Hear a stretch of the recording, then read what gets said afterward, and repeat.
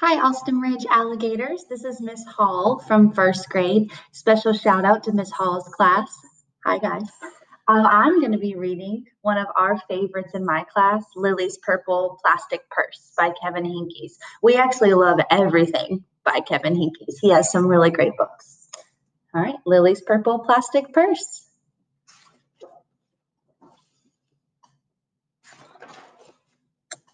Lily loved school. She says, I love school. She loved the pointy pencils. She loved the squeaky chalk. She loved the way her boots went clickety clickety clack down the long, shiny hallways. Lily loved the privacy of her very own desk, and she loved the fish sticks and chocolate milk every Friday in the lunchroom. And most of all, she loved her teacher, Mr. Slinger. She says, for you. Mr. Slinger was sharp as a tack. He wore artistic shirts, he wore glasses on a chain around his neck, and he wore a different colored tie for each day of the week. Wow, said Lily. That was just about all she could say. Wow. Instead of greeting students or good morning pupils, Mr. Slinger would say howdy. He thought that desks in a row were old-fashioned and boring. Do you rodents think you could handle a semicircle? And he always provided the most tasty snacks, things that were curly and crunchy and cheesy. I want to be a teacher when I grow up, said Lily. Me too, said her friends Chester and Wilson and Victor.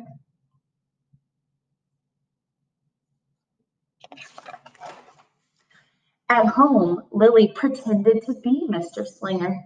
I am the teacher, she told her baby brother Julius. Listen up. Lily even wanted her own set of deluxe picture encyclopedias. She says right here, teachers know everything. Is that true? What's with Lily? Said her mother. I thought she wanted to be a surgeon or an ambulance driver or a diva, said her father. It must be because of her new teacher, Mr. Slinger, said her mother. Wow, said her father. That was just about all he could say. Wow.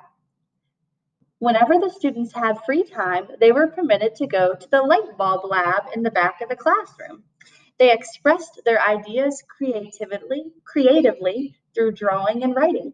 Lily went often. She had lots of ideas. She drew pictures of Mr. Slinger, and she wrote stories about him too. During sharing time, Lily showed her creations to the entire class. Wow, said Mr. Slinger. That's about all he could say. Wow. This is Lily reading her story. It says, and at the very last second, Mr. Slinger saved the cold, starving, elderly mouse, probably. She loves him. When Mr. Slinger had bus duty, Lily stood in line, even though she didn't ride the bus. Lily raised her hand more than anyone in class, even if she didn't know the answer. And she volunteered to stay after school to clap the erasers. I want to be a teacher when I grow up, said Lily. Excellent choice, said Mr. Slinger. One Monday morning, Lily came to school especially happy. She had gone shopping with her Grammy over the weekend.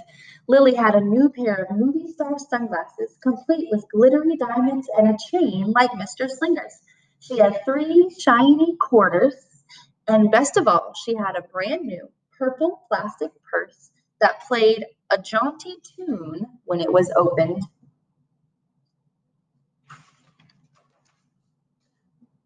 Lily wanted to show everyone. Not now, said Mr. Slinger. Listen to our story.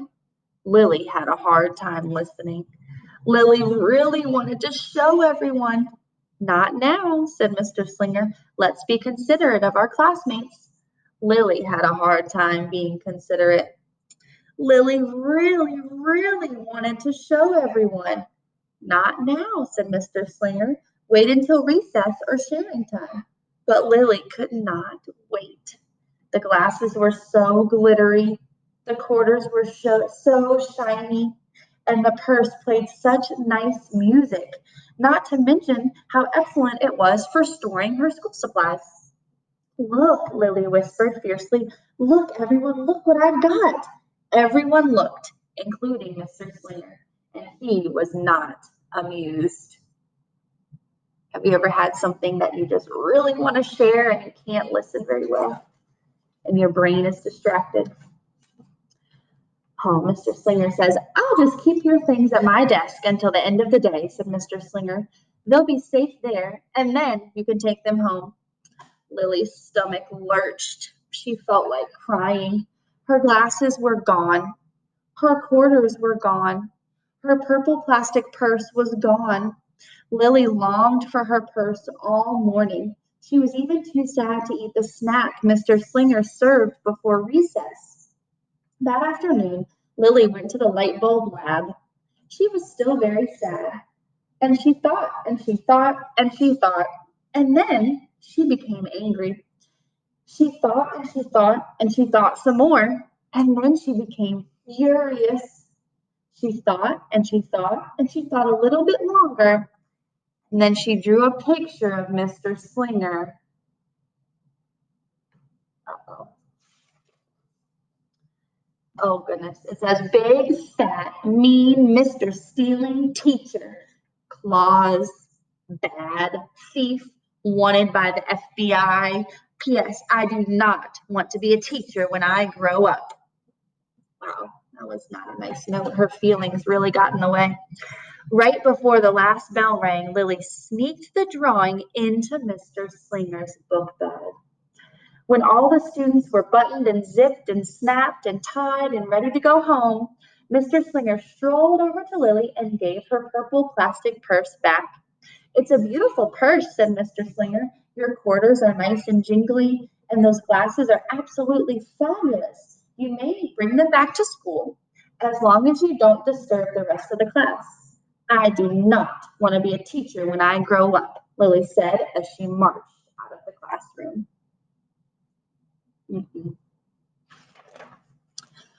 On the way home, Lily opened her purse. The glasses and quarters were inside, and so was a note from Mr. Slinger.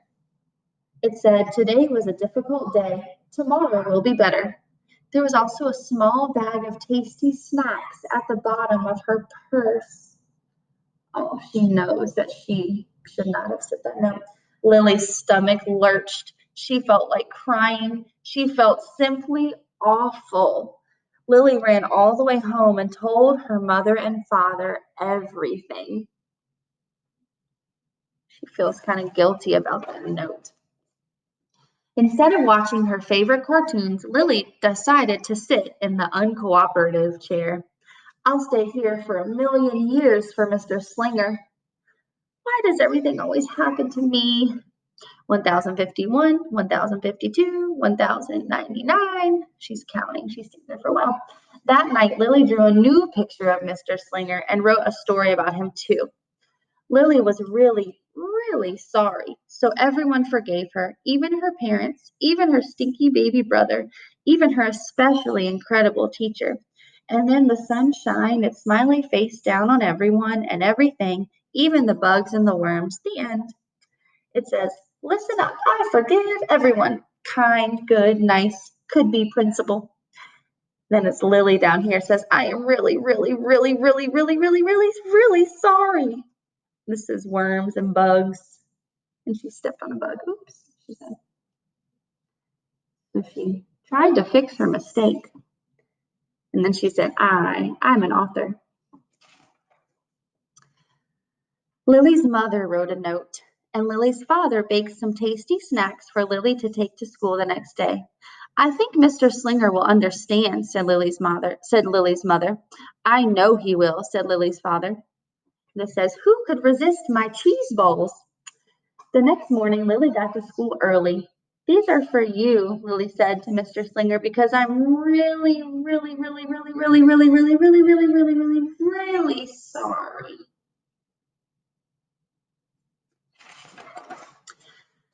Mr. Slinger read the story, and he looked at the picture, and he read the note. She's saying, what does it say? Because her mom wrote it.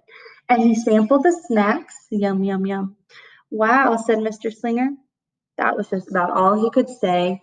Wow. What do you think we should do about this? Asked Mr. Slinger. He was holding her nasty note. Could we just throw it away? Asked Lilly. Excellent idea, said Mr. Slinger. During sharing time, Lilly demonstrated the many uses and unique qualities of her purple plastic purse, her shiny quarters, and her glittery star sunglasses. She said, the purse, it's like having an extra pocket. He says 3/4 are even better than a dollar bill because they make noise. This says glamorous protection from harmful rays. Then she did a little performance using them as props. It's called interpretive dance, said Lilly. Mr. Slinger joined in. Wow, said the entire class. That was just about all they could say. Wow. Throughout the rest of the day, Lily's purse and quarters and sunglasses were tucked safely inside her desk. She peeked at them often, but did not disturb a soul. Right before the last bell rang, Mr. Slinger served Lily snacks to everyone in the classroom. What do you want to be when you grow up? Asked Mr. Slinger. A teacher, everyone responded. Lily's response was the loudest. Excellent choice, said Mr. Slinger. As the students filed out of the classroom, Lily held her purple plastic purse close to her heart. Mr. Slinger was right. It had been a better day. Lily ran and skipped and hopped and flew all the way home. She was so happy. And she really did want to be a teacher when she grew up. You can see Lily right there. That is, when she didn't want to be a dancer or a surgeon or an ambulance driver or a diva or a pilot or a hairdresser or a scuba diver. Lily has a great imagination. I hope you enjoyed that story and hope you find more Kevin Hinkey's books that you can read.